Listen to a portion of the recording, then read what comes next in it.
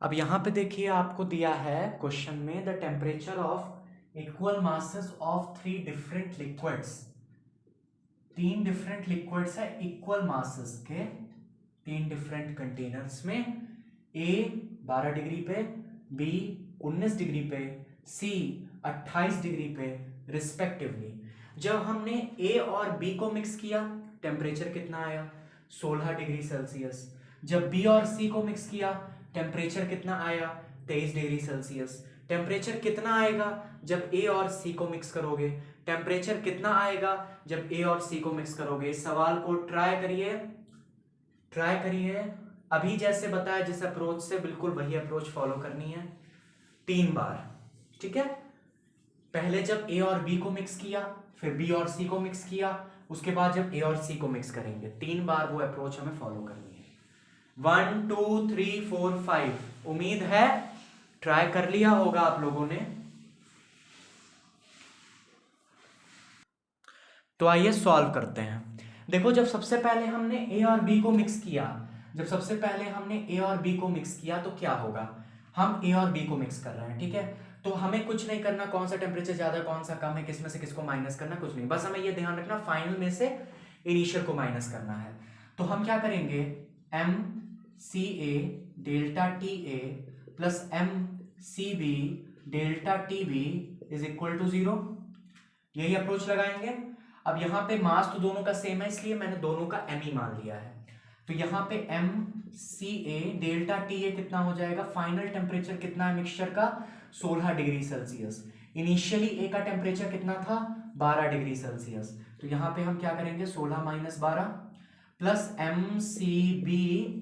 Final temperature है 16, initial temperature B का था 19, तो 16 माइनस 19 इज इक्वल टू 0। ठीक है, फिर यहां से हम क्या करेंगे? एम सी ए 16 माइनस 12 कितना हो जाएगा?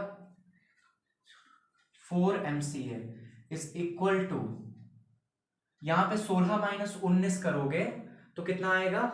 -3 M C B is equal to 0। तो यहां से आपके पास आ गया 4 M C A is equal to 3 M C B. Clear है? एम से एम कटा और यहां पे सी ए की वैल्यू सी बी के टर्म्स में आ गई 3/4 सी बी।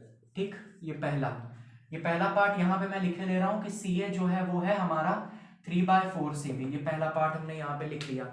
इसके बाद फिर दूसरा पार्ट हम सॉल्व करते हैं। फिर से वही काम करेंगे, फिर से वही काम करेंगे। जब बी और सी को मिक्स करेंगे तो फिर से वही काम करेंगे। M C B delta T B plus M C C delta T C is equal to 0। यही काम करेंगे। तो यहां पे क्या आ जाएगा? यहां पे आ जाएगा आपके पास M C B, C B लिख दिया, चलो ठीक है। Delta T B temperature final 23 degree Celsius temperature था फाइनल। इनिशियल टेम्परेचर क्या था? इनिशियल टेम्परेचर बी का था 19, तो 23 में से 19 घटाया, plus M C C delta T C. Final temperature था 23, इनिशियल था 28, घटाया 0 के बराबर कर दिया। अब 23 में से 19 घटाओगे तो कितना आएगा? 23 में से 19 घटाओगे तो कितना आएगा? 13 और 9, 1 2 3 4 और ये 0, तो 4 एम सी बी और यहां पे आ जाएगा -5 एम सी सी, है ना? 28। ठीक है, तो यहां पे ये 0 के बराबर कर दिया। तो यहां पे 4 M C B is equal to 5 M C C. M से एम मर गया, अगेन हमको सी सी किस में मिल गया? 4/5 सी बी में। फिर से इसको यहां पे अलग जगह पे हमने नोट डाउन किया, फिर से हमने इसको अलग जगह पे नोट डाउन किया कि हमारा जो सी सी है वो कितना है? 4/5 सी बी के बराबर है। सी सी है वो कितना है? 4/5 सी बी के बराबर है। इसके बाद हमें क्या करना है? जब ए और सी को मिक्स करेंगे तो क्या होगा? अब ए और सी को मिक्स करते हैं फटाफट से। तो यहाँ पे M A C A delta T A plus M C, अरे एम तो दोनों का सेम ही है ना, तो एम को एम ही रहने दो, इसे कोई नाम ना दो। M C C delta T C is equal to 0। ठीक है, अब यहां पे जब ए और सी को मिक्स किया है हमने तो इस तरीके से एक्सप्रेशन बनेगा। सी ए की वैल्यू क्या थी? 3/4 सी बी, तो सी ए की वैल्यू हमने उठा के रख दी 3/4 सी बी। दिख रहा है? चलो, इससे नहीं दिख रहा तो कोई बात नहीं। अब देखो यहां पे फाइनल टेम्परेचर हमें नहीं पता, इनिशियल टेम्परेचर तो पता था, ए का कितना था? 12, is equal to minus M, C C क्या है 4/5 CB,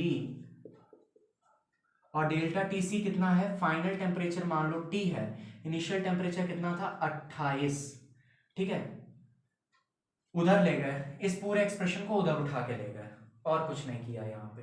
तो पहली बात तो m से m काटो, 5 3 जा 15 CB T minus 12 is equal to 4 4 जा 16 CB T माइनस 28, CB तो कट रहा है, CB से CB काट दिया, 15T minus 180 is equal to 16T minus 16 two 28 करेंगे जल्दी से, 8 to 16 8 24 4 32 40 ऐसे 48, 8 बन जा 8 9 10 11 12 12 हो गया, 6 2 जा 12, 2 बन जा 2 3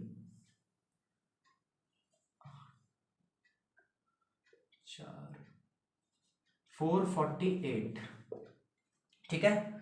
अब यहां पे कुछ नहीं करना, यहां पे इसको इधर करिए और इसको इधर करिए, क्या करना, अच्छा यहाँ पे देखो माइनस साइन था, यहाँ पे माइनस साइन था, तो यहाँ पे माइनस और यहाँ पे हो जाएगा प्लस, तो यहाँ पे हम इसको इधर करेंगे और इसको इधर करेंगे, तो क्या आ जाएगा -448 minus 180 is equal to -16t minus 15t, तो यहाँ पे आ जाएगा -31t is equal to -448 minus 180, 448 और 180 को ऐड करेंगे 8 9 10 11 12 4 5 6, यहाँ पे आ गया 628, माइनस का माइनस से माइनस कट गया, t कितना आ गया 628 upon 31, that will be equal to 20.25 degree Celsius और 20.3 डिग्री सेल्सियस। तो ये हमारा सोल्यूशन है, आप लोग इसको देख लो कायदे से, इसी तरीके से। अब इससे कठिन मिक्सचर का सवाल तो नहीं बन रहे वाला, तो इसको आप देख लो कायदे से। आइए अब काइनेटिक थ्योरी ऑफ गैसेस को वर्क एनर्जी पावर से हम एक क्वेश्चन को करेंगे, ठीक है। ये वाला क्वेश्चन देखेंगे, ये वर्क एनर्जी थ्योरम से होगा, ठीक है। A lead bullet penetrates into a solid object and melts, तो किसी सॉलिड ऑब्जेक्ट में लेड बुलेट गई और जाकर के पेनिट्रेट कर गई और पिघल गई। Assuming that 25% of its initial kinetic energy was used to heat it, मतलब उसके पास कुछ काइनेटिक एनर्जी होगी, क्योंकि भाई वो जा रही है ना, सॉलिड ऑब्जेक्ट में पेनिट्रेट कर गई, आखिरी में वो मेल्ट कर गई, तो फाइनल वेलोसिटी तो उसकी जीरो होगी, लेकिन उसके पास कुछ इनिशियल वेलोसिटी होगी और कुछ मास भी होगा, जिसकी वजह से उसके पास कुछ इनिशियल काइनेटिक एनर्जी होगी। Assuming that 25% of its kinetic energy was used to heat it, calculate the initial speed of bullet। ठीक, आपको latent heat of fusion of lead दिया है और specific heat capacity of lead दिया है, initial temperature 27 degree Celsius और melting point जो आपको दिया गया है वो 327 डिग्री सेल्सियस आपको दिया गया है। मेल्टिंग पॉइंट कितना दिया गया है, 327 डिग्री सेल्सियस। अब देखो यहाँ पे a lead bullet penetrates into a solid object, इसका 25% जो इसके पास काइनेटिक एनर्जी थी, मतलब 25% का मतलब 1/4, 1/4 उसकी जो काइनेटिक एनर्जी थी वो किस में चली गई, हीट एनर्जी में, उसको हीट करने में। 25% उसकी काइनेटिक एनर्जी किस में चली गई, उसको हीट करने में। फिर से बोलो, 25% किधर गई, उसको हीट करने में। तो उसकी इनिशियल काइनेटिक एनर्जी कितनी थी, उसकी इनिशियल काइनेटिक एनर्जी थी 12 mv², यही थी। अब 25% उसकी चली गई उसको हीट करने में, पिघलाने में, मतलब उसकी 1/4 काइनेटिक एनर्जी किस में कन्वर्ट हो गई, उसको पिघलाने में। पहले लेड किस पे थी, 27 डिग्री सेल्सियस पे, फिर उसको मेल्टिंग पॉइंट पे लाया गया होगा और फिर उसके बाद वो पिघली होगी, और ये सब काम किसने किया होगा, उसकी 25% काइनेटिक एनर्जी ने, उसकी 25% काइनेटिक एनर्जी ने ये सारा काम किया होगा।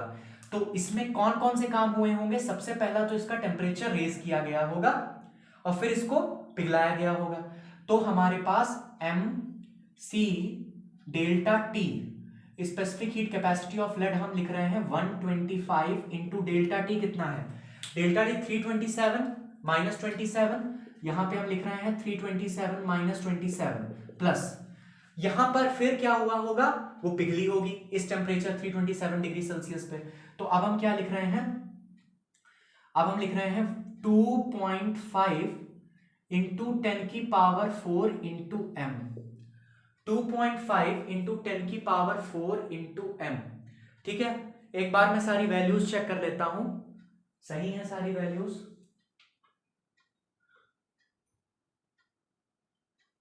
ठीक है,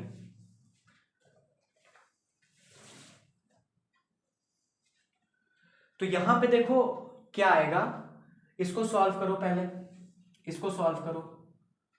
तो यहां पे आपके पास आएगा m इंटू 125 इंटू 300।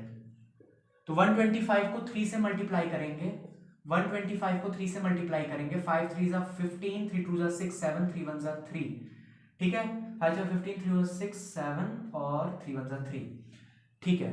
तो 37500m, ठीक है, ये हो गया, प्लस 2.5 इंटू 10 की पावर 4 m, ठीक है।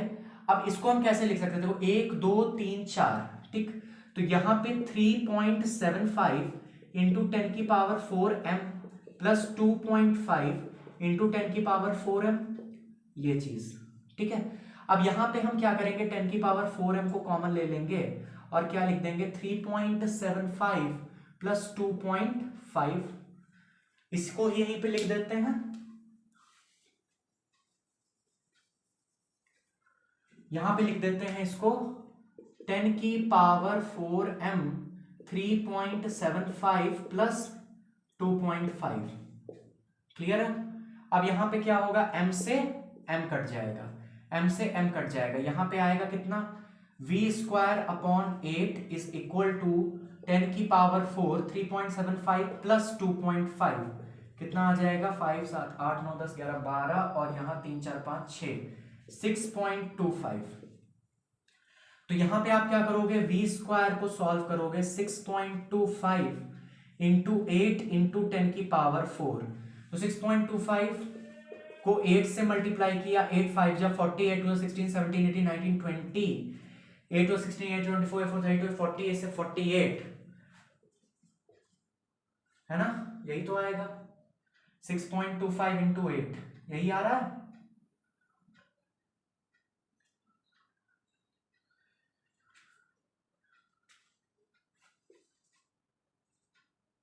50 इंटू 10 की पावर 4, तो यहां पर आपके पास है एक्चुअली में v स्क्वायर, तो यहां पे आपको रूट लेना पड़ेगा, रूट 50 इंटू 10 की पावर 2, यही इसका आंसर होगा, रूट 50 इंटू 10 की पावर 2 मीटर पर सेकेंड, यही तो इसका आंसर होगा।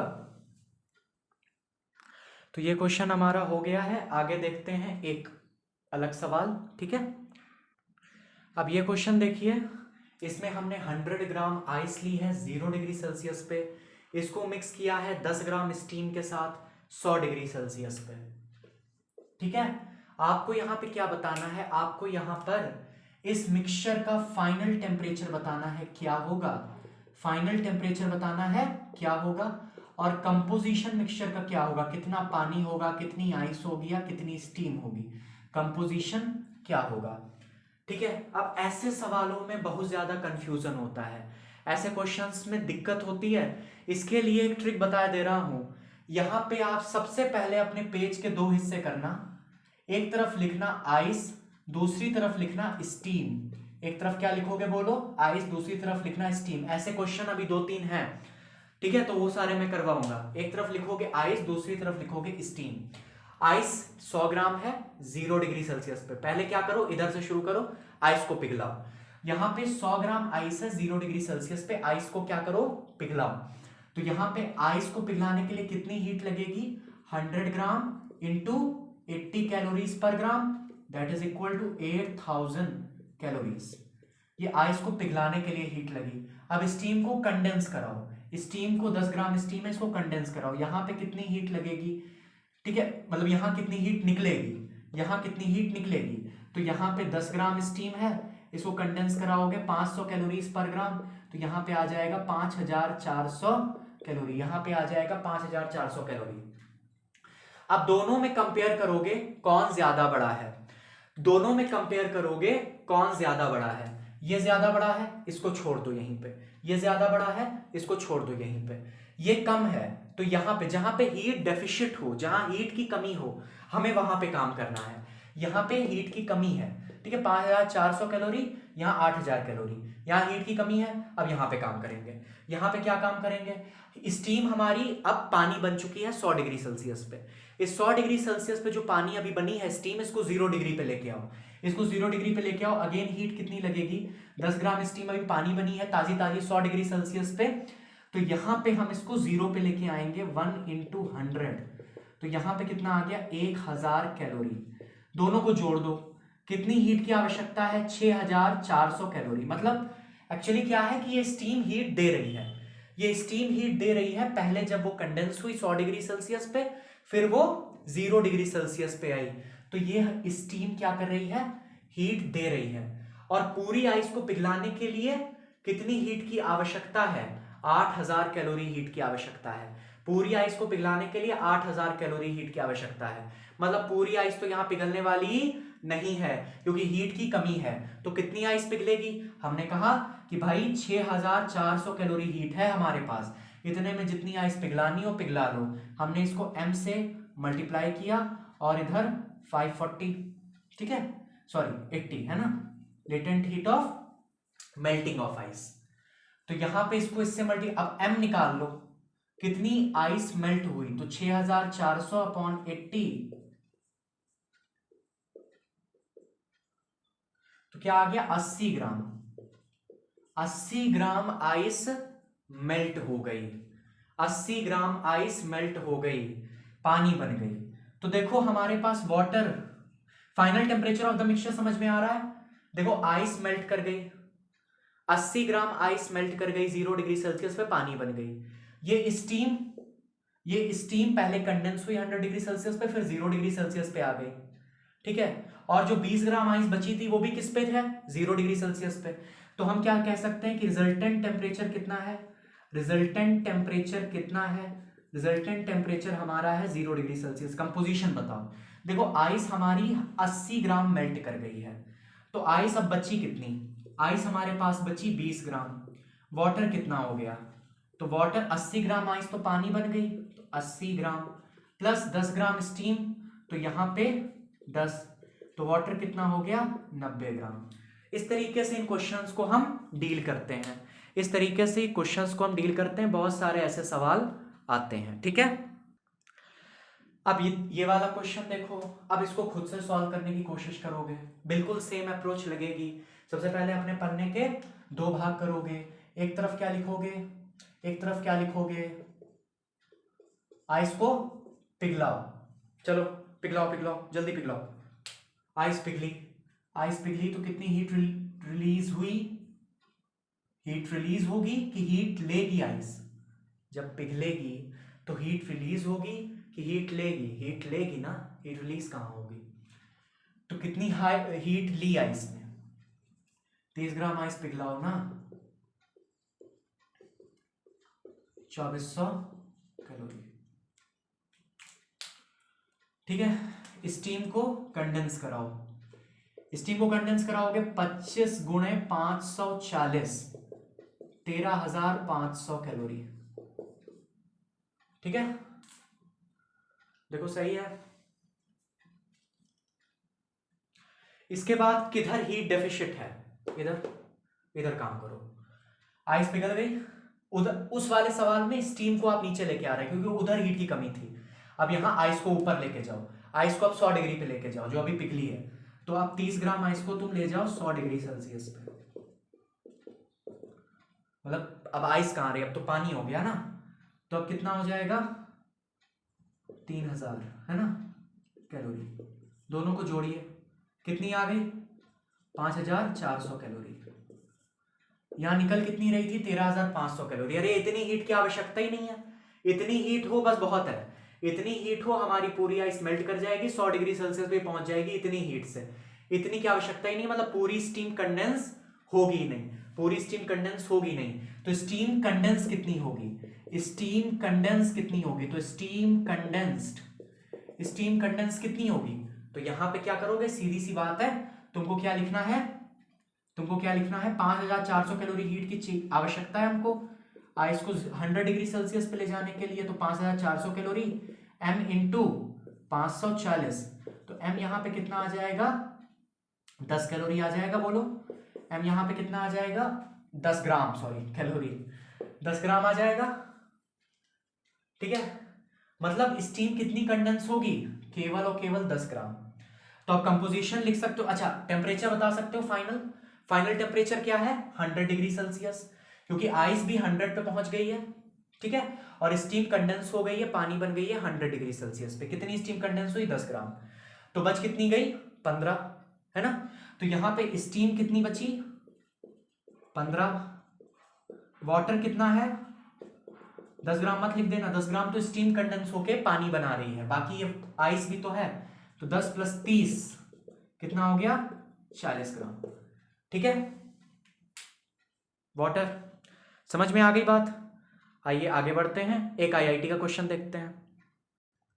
बोर्ड पे क्वेश्चन दिख रहा है आपको, आईआईटी 2003 का सवाल है, बहुत आसान क्वेश्चन है, थोड़ा सा दिमाग लगा लेना। अभी जिस तरीके से बताया बिल्कुल वैसे ही होगा। देखो 2 kg आइस है -20 डिग्री सेल्सियस पे, इसको मिक्स किया 5 kg पानी के साथ 20 डिग्री सेल्सियस पे इंसुलेटिंग वेसल में, जिसकी हीट कैपेसिटी क्या है नेग्लिजिबल है। Final mass of water remaining in container आपको बताना है। Final mass of water container में क्या बचेगा ये आपको बताना है। आपको स्पेसिफिक हीट ऑफ वाटर दी है 1 kilo calorie per KG per degree Celsius.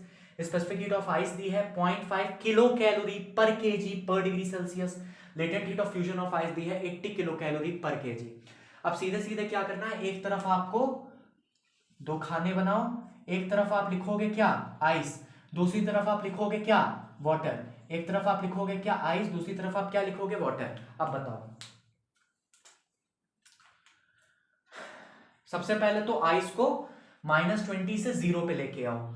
तो देखो यहां पर आइस को हमें -20 से 0 पे लेके आना है, तो हम क्या करेंगे mc डेल्टा टी लगाएंगे।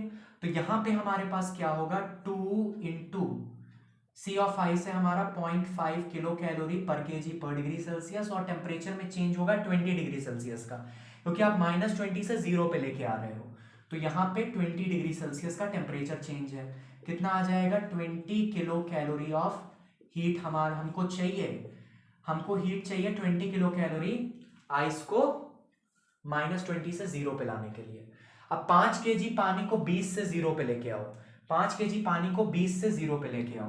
तो यहां पे आप 5 kg पानी को 20 से 0 पे लेके आओगे, 5 लेटेंट ये स्पेसिफिक हीट 1 इंटू 20 कितना आ जाएगा 100 किलो कैलोरी।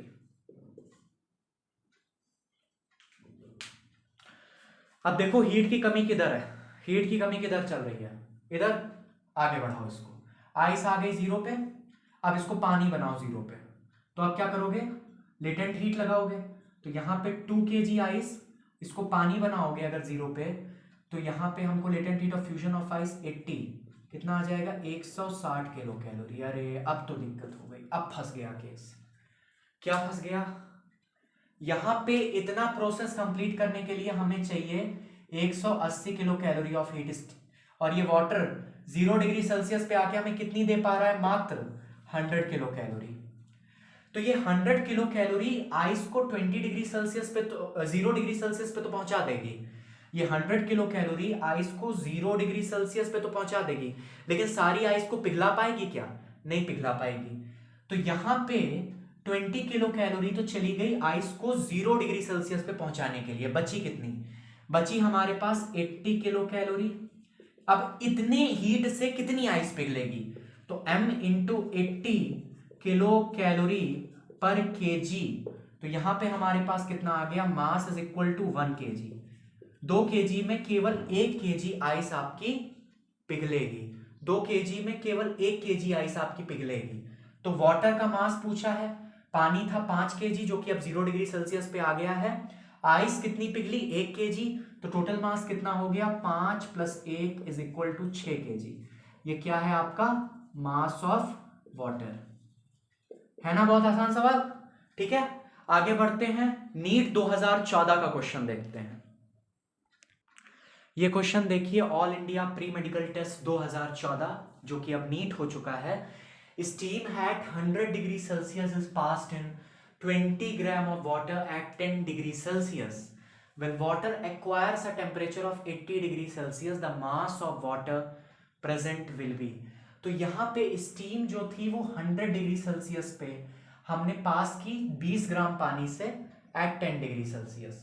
फाइनल टेम्परेचर हमारा कितना हो गया 80 degree Celsius. The mass of water present will be. सबसे पहले तो ये 20 ग्राम जो पानी 10 डिग्री सेल्सियस पे दिख रहा है इसको उठा के 80 पे लेके आओ। तो क्या करोगे 20 ग्राम पानी और specific heat capacity of water आपको मालूम है 1 कैलोरी पर ग्राम पर degree Celsius into 80 minus 10 that is 70। कितना हो गया 1400 कैलोरीज। इतनी हीट पानी लेगा 10 डिग्री सेल्सियस से 80 डिग्री सेल्सियस तक जाने में। अब ये हीट प्रोवाइड कौन करेगा स्टीम। फाइनल टेम्परेचर पूरे सिस्टम का जो है वो 80 है, पूरे सिस्टम का फाइनल टेम्परेचर 80 है। तो ये हीट प्रोवाइड कौन करेगा स्टीम। तो क्या करेंगे स्टीम का मास मान लेते हैं m मास ऑफ स्टीम क्या कर रही है कंडेंस कर रही है। तो हमने कहा ये 1400 कैलोरी हीट कौन प्रोवाइड करेगा स्टीम, उसका मास हमने मान लिया m जो कि कंडेंस कर रही है। तो m latent heat of vaporization of water कितनी होती है 540 plus m into C into delta T. Delta T 100 से 80 पे लेके आना है मतलब 20 डिग्री। ठीक है तो यहां पे क्या हो गया, यहां पे हो गया 20m plus 540m is equal to 560m that is equal to 1400 calorie. ठीक है तो यहां से आपको मास मिल गया स्टीम का कितना कंडेंस हुआ 1400 बटे 560।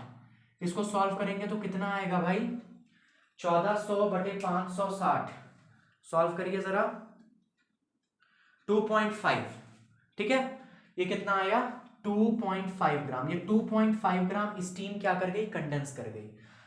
अब पहले से हमारे पास पानी कितना है 20 ग्राम जो कि अब 80 डिग्री सेल्सियस पे पहुंच चुका है with the condensation of steam. और स्टीम 100 डिग्री सेल्सियस से कंडेंस की और फिर वो पानी 100 डिग्री सेल्सियस वाला 80 पे आया। उसकी हीट यूज करके ये जो 20 ग्राम पानी है वो भी 80 पे पहुंच चुका है। तो यहां पे हमारे पास टोटल मास ऑफ वाटर कितना हो जाएगा 20 ग्राम पानी 80 पे पहुंचा और ये वाली स्टीम जो कंडेंस हुई थी तो यहां पे 20 प्लस 2.5 विल गिव अस 22.5 ग्राम। कौन सा ऑप्शन सही है डी। ठीक है क्लियर है आगे बढ़े। अब देखिए आपको बोर्ड पे आईआईटी 2001 का सवाल दिख रहा होगा जहां पे ये कहा गया है कि आइस क्यूब मास 0.1 kg 0 डिग्री सेल्सियस पे हमने एक इंसुलेटेड कंटेनर में उसको डाला जिसका इनिशियल टेम्परेचर 227 डिग्री सेल्सियस था। अब हमने उसको इंसुलेटेड कंटेनर में डाला ताकि हीट का कोई लॉस ना हो सराउंडिंग्स में।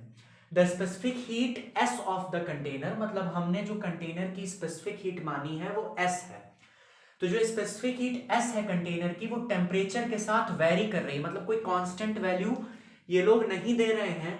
कंटेनर की स्पेसिफिक हीट की वो टेम्परेचर के साथ वेरी कर रही है A प्लस BT जहां पे A कांस्टेंट है जिसकी वैल्यू इन्होंने दी है और B एक कांस्टेंट है जिसकी वैल्यू इन्होंने दी है। फाइनल टेम्परेचर कंटेनर का 27 डिग्री सेल्सियस है। मास बताना है कंटेनर का कितना होगा। ठीक है find the mass of container. Latent heat of fusion of water दिया है 8 इंटू 10 की पावर 4 कैलोरी पर केजी और स्पेसिफिक हीट ऑफ वाटर दिया है 10 की पावर 3 कैलोरी पर केजी पर केल्विन। तो देखो यहां पे हमारे पास सबसे पहले क्या है आइस क्यूब है। तो यहां पे वही लगाना है प्रिंसिपल ऑफ कैलोरीमेट्री लगेगी यहां पे। तो यहां पे क्या होगा देखो यहां पे हमारे पास आइस क्यूब है 0.1 kg 0 डिग्री सेल्सियस पे हमने इसको इंसुलेटेड कंटेनर में डाला 227 डिग्री सेल्सियस पे जो था और फाइनल टेम्परेचर कितना हो गया 27 डिग्री सेल्सियस हो गया।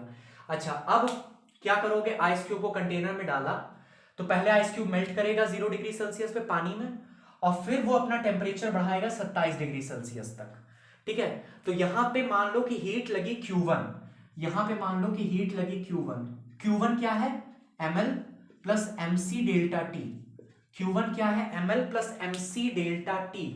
तो यहां पे हमारे पास मास ऑफ आइस क्यूब कितना है 0.1 latent heat of fusion of water दे रखी है 8 इंटू 10 की पावर 4। अच्छा, फिर हमारे पास मास ऑफ आइस क्यूब वही अपना 0.1, स्पेसिफिक हीट ऑफ वाटर 10 की पावर 3, टेम्परेचर 0 से अब 27 पहुंचेगा, तो क्या होगा 27 में से 0 घटाओगे यहां पे। अब यहां पे सॉल्व करो, देखो कितना आ रहा है। यहां पे हम इसको सॉल्व करेंगे और देखेंगे कितना आ रहा है। 0.1 इंटू 8 इंटू 10 की पावर 4 प्लस 0.1 इंटू 10 की पावर 3 इंटू 27, कितना आ रहा है? कितना आ रहा है? 10,700 कैलोरीज। ठीक है, इतनी हीट आइस क्यूब्स को चाहिए अपना टेम्परेचर 27 डिग्री सेल्सियस तक पहुंचाने के लिए। अब ये हीट देगा कौन? ये हीट देगा ये कंटेनर, ये हीट देगा ये कंटेनर। अब ये जो कंटेनर है ये क्या करेगा? 227 डिग्री सेल्सियस से अपना टेम्परेचर 27 डिग्री सेल्सियस करेगा। 227 डिग्री सेल्सियस का मतलब क्या है? 227 डिग्री सेल्सियस का मतलब है 500 केल्विन, और 27 डिग्री सेल्सियस का मतलब है 300 केल्विन। ठीक है, हम केल्विन में टेम्परेचर यहां पे यूज करेंगे। क्यों यूज करेंगे पता चलेगा अभी। तो यहां पे final temperature of container is 27 degree Celsius. Find the mass of container. अब ये Q1 जो हीट है वो कौन देगा? कंटेनर ही देगा। तो मान लो कि कंटेनर ने अपना टेम्परेचर क्या किया? 227 डिग्री सेल्सियस 27 डिग्री सेल्सियस किया। उसने कितनी हीट दी? आओ देखते हैं। Q2 mass of container, mass of container, specific heat of container जो कि इन लोगों ने S दी है, स्पेसिफिक हीट ऑफ कंटेनर जो कि इन लोगों ने S दी है, इंटू डेल्टा T। ठीक है, अब यहां पे जो स्पेसिफिक हीट है वो टेम्परेचर का फंक्शन है। हमने बताया था कि हीट शुरुआत में, बिल्कुल, हीट किसका फंक्शन है? टेम्परेचर का। यहां पे हीट जो है किसका फंक्शन है? टेम्परेचर का। तो यहां पे हमारी जो स्पेसिफिक हीट है वो यहां पे टेम्परेचर का फंक्शन है। तो देखो हम क्या करेंगे, यहां पे बहुत छोटा टेम्परेचर का चेंज है। 10वीं वाले 11वीं वाले सवाल को छोड़ दें, ठीक है, जिनकी इंटीग्रेशन पे पकड़ अच्छी नहीं है वो छोड़ दें इस सवाल को। तो यहां पे क्या होगा, यहां पे ये जो डेल्टा टी टेम्परेचर है इसको हम यहां पे dt लिखते हैं। dt क्यों लिखेंगे? ताकि हम बहुत छोटे टेम्परेचर का चेंज नोट कर रहे हैं। देखो मान लो कि टेम्परेचर dt से चेंज हुआ, मान लो कि टेम्परेचर dt से चेंज हुआ, बहुत छोटा चेंज हुआ टेम्परेचर में, तो कितनी हीट कंटेनर ने दी? हमने उसको कहा dQ2। dQ2 कंटेनर ने कितनी हीट दी जब बहुत छोटा टेम्परेचर चेंज हुआ? m container into s into dt। ठीक है, m container into s into dt। यहां पे टेम्परेचर चेंज dt हुआ, मतलब बहुत छोटा टेम्परेचर चेंज हुआ, उसमें कंटेनर ने कितनी हीट दी? dQ2। ठीक है, अब इसका हम क्या करेंगे, हमको इसका इंटीग्रेशन करना पड़ेगा, लेकिन उससे पहले s की वैल्यू वहां से उठा के रखो। तो m container into a plus BT, a plus BT dt। ठीक है, ये हमारा dQ2 है।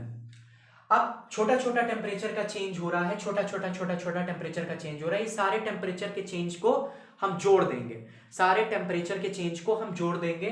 तो यहां पे हम इसका क्या करेंगे, ये कांस्टेंट है, मास ऑफ कंटेनर तो कांस्टेंट है, इंटीग्रेशन होगा इस एक्सप्रेशन का, ये इंटीग्रेशन। और इंटीग्रेशन की लिमिट क्या होगी? इंटीग्रेशन की लिमिट होगी, हमारी फाइनल टेम्परेचर क्या है? 300 केल्विन, इनिशियल टेम्परेचर था 500 केल्विन। तो यहां पे इंटीग्रेशन की जो लिमिट होगी वो 300 केल्विन फाइनल और इनिशियल है 500 केल्विन। ये हमारी इंटीग्रेशन की लिमिट होगी। लिमिट लेना पता है, इनिशियल लिमिट हम नीचे लिखते हैं, फाइनल हम ऊपर लिखते हैं। ये हमारी इंटीग्रेशन की लिमिट हो गई। ठीक है, अब क्या करना है, बस इसको सॉल्व करना है। इंटीग्रेशन को हमें क्या करना है? सॉल्व करना है। तो यहां पे dQ2 का इंटीग्रेशन किया, कई सारे dQ एलिमेंट जुड़ गए, तो क्या बन गया? Q2। ठीक है, और यहां पे क्या होगा? यहां पे होगा m कंटेनर ब्रैकेट में AT। ठीक है, इसका इंटीग्रेशन होगा 500 से 300 प्लस BT स्क्वायर अपॉन 2। तो BT स्क्वायर अपॉन 2 यहां पे इसका इंटीग्रेशन होगा 500 से 300। अब बस हमको इंटीग्रेशन की लिमिट्स रखनी है और हमारे पास क्या आ जाएगा, आंसर आ जाएगा। आ जाएगा कि नहीं आ जाएगा?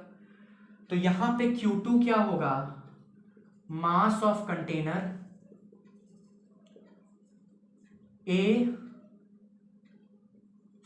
300 माइनस 500, ठीक है, plus B upon 2, T square की जगह पे क्या रखोगे, upper limit minus lower limit, तो 300 का स्क्वायर माइनस 500 का स्क्वायर, ठीक है, और इसको पूरा हमने बंद कर दिया। ठीक, अब यहां पे हमारे पास Q2 क्या आ जाएगा, यहां पे हमारे पास Q2 आ जाएगा मास ऑफ कंटेनर A क्या है, इंटीग्रेशन पता है ना कैसे करते हैं, इंटीग्रेशन पता है ना कैसे करते हैं। मान लीजिए कि हमारे पास x की पावर n है, ठीक है, तो यहां क्या हो जाता है, x की power n+1 upon n+1 plus c, ये इनडेफिनेट इंटीग्रेशन है, डेफिनेट इंटीग्रेशन में ये c नहीं लगता है इसका अगर इंटीग्रेशन करेंगे तो, ठीक है, तो यहां पे ये हो जाता है। तो वही चीज हमने यहां पे किया। अब यहां पे क्या आ जाएगा, a की वैल्यू क्या दी है, a की वैल्यू कांस्टेंट है 100, ठीक है, तो 100 इंटू माइनस 200 प्लस b की वैल्यू क्या दी है इन लोगों ने, b की वैल्यू भी कोई कांस्टेंट थी 2 इंटू 10 की पावर -2, तो यहां पे कितना आ जाएगा 1 इंटू 10 की पावर -2, और इसको सॉल्व करेंगे 300 स्क्वायर माइनस 500 स्क्वायर, तो 300 स्क्वायर माइनस 500 स्क्वायर कितना होता है 1,60,000, ठीक है, तो यहां पे कितना आ जाएगा 1,60,000, 1,60,000,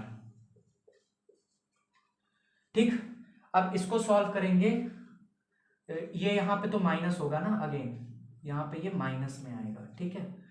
अब क्या करोगे, यहां पे हमारे पास इसको सॉल्व करोगे 100 इंटू -200 माइनस 1 इंटू 10 की पावर -2 इंटू 1,60,000,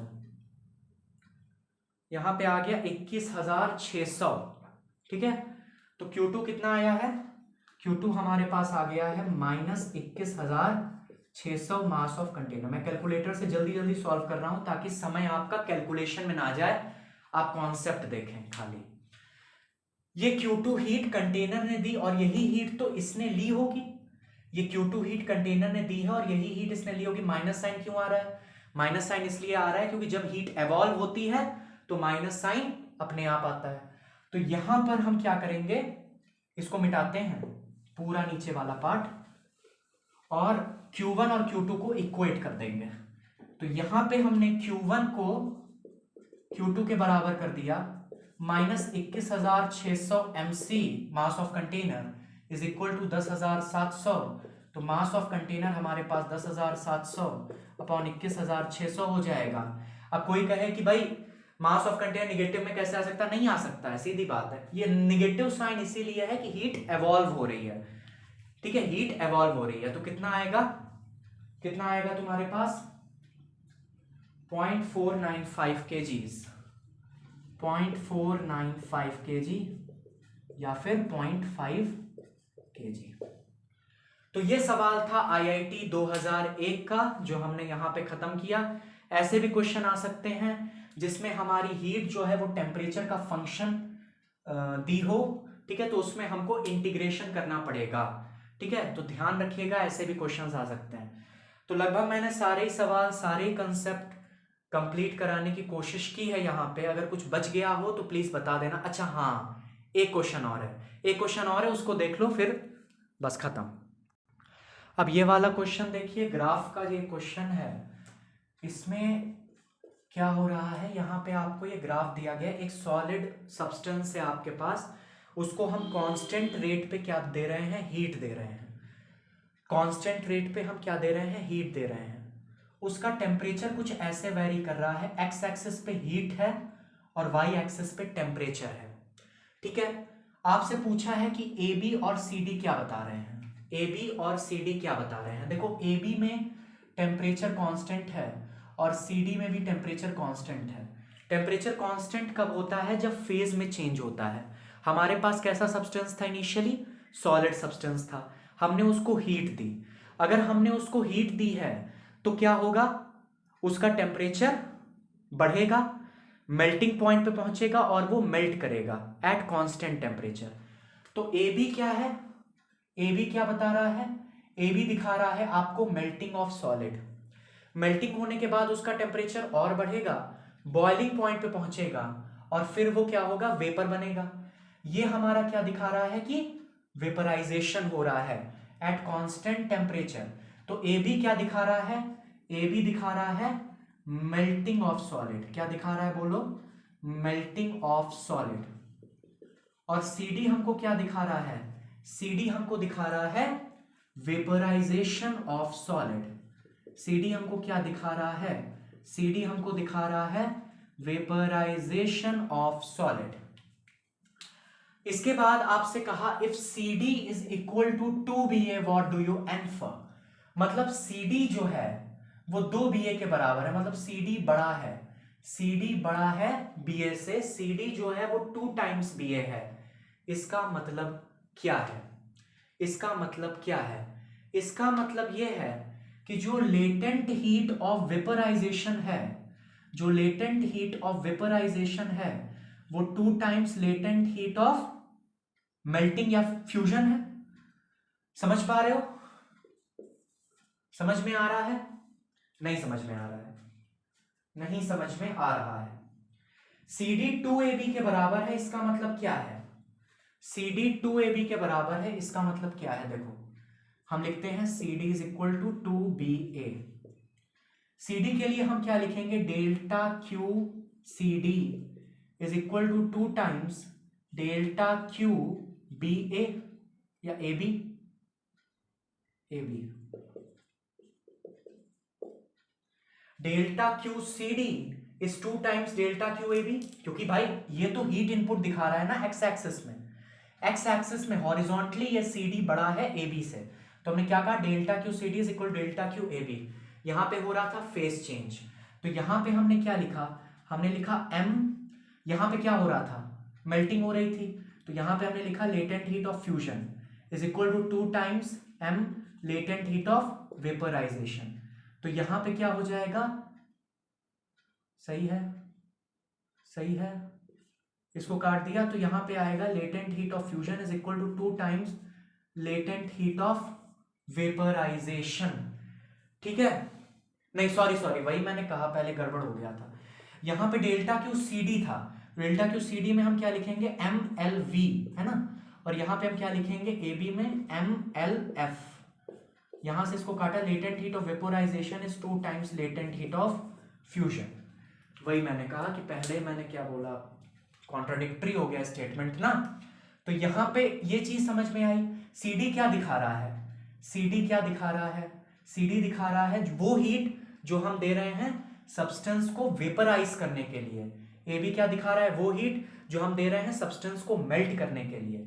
तो CD 2AB के बराबर था, delta Q CD is 2 times delta Q AB। M into latent heat of vaporization is 2 times M into latent heat of fusion। M से M कटा, latent heat of vaporization is 2 times latent heat of fusion। इसके बाद में आपसे कहा what does slope DE represent? Slope DE क्या दिखा रहा है? देखो स्लोप DE क्या दिखाएगा? स्लोप क्या होता है? tan theta. स्लोप क्या होता है? tan theta. ये है थीटा, तो tan थीटा क्या होगा? Perpendicular upon base, perpendicular upon base मतलब temperature upon heat, temperature upon heat. आपके पास फॉर्मूला होता है MC डेल्टा T। ठीक है? Temperature upon heat, temperature upon heat, इसका मतलब delta T by Q, temperature upon heat is equal to 1 by MC। और यहां पे MC का मतलब क्या है? देखो स्पेसिफिक हीट कैपेसिटी होती है C, उसको तुम मास से मल्टीप्लाई कर दोगे तो तुमको क्या मिलेगा? थर्मल कैपेसिटी, है ना? स्पेसिफिक हीट कैपेसिटी होती है यूनिट मास सब्सटेंस का टेम्परेचर 1 डिग्री सेल्सियस से बढ़ाने के लिए कितनी हीट देनी पड़ रही है। अब उसी यूनिट मास को तुम M से मल्टीप्लाई कर दो, बॉडी के पूरे मास से मल्टीप्लाई कर दो, तो क्या आ जाएगा तुम्हारे पास? Thermal capacity of the body. तो यहां पे तुम्हारे पास ये क्या आया? Thermal capacity. तो what does slope DE represent? The slope DE represent the reciprocal of thermal capacity. The slope DE represent the reciprocal of thermal capacity. Slope of OA is greater than slope of BC. इसका मतलब क्या है? इसका मतलब ये है, देखो, slope of OA is greater than slope of BC. इसका मतलब ये है कि 1 by MC slope of OA, slope of OA, ठीक है, slope तो यही है आपकी, यही तो है slope, ठीक है, slope of OA। यहां पे ये सब्सटेंस कैसा था? सॉलिड था, तो यहां पे हमने लिख दिया ये is greater than slope of BC। यहां पे ये सब्सटेंस कैसा है? Liquid, 1 by MC liquid. अब यहां पे इनइक्वालिटी अगर पढ़ी होगी आपने क्लास 9th में, तो आप पहचान लोगे कि स्पेसिफिक हीट ऑफ लिक्विड जो है वो ज्यादा है स्पेसिफिक हीट ऑफ सॉलिड से। स्पेसिफिक हीट ऑफ लिक्विड जो है वो ज्यादा है स्पेसिफिक हीट ऑफ सॉलिड से। यही तो बताना चाह रहा है वो। भाई मास तो सेम ही रहेगा, हम ये नहीं मान रहे कि कोई मास भी उड़ जाएगा, वो हम नहीं मान रहे, मास तो सेम ही रहेगा। तो मास से m तो कट ही जाएगा, क्या आएगा यहाँ पे? यहाँ पे रेसिप्रोकल में क्या था? Specific heat of solid is greater than specific heat of liquid. ऊपर जाएगा तो क्या होगा? Specific heat of liquid is greater than specific heat of solid. ठीक है, तो ये सारे क्वेश्चंस मैंने करा दिए हैं। अब आप प्रैक्टिस करना, सवाल एक भी सवाल ऐसा नहीं होगा जो ना लगे, ठीक है ना। और ये वाला क्वेश्चन सभी के लिए था, प्लीज इसको छोड़ना मत। तो पढ़ाई करते रहें, ऑल द वेरी बेस्ट।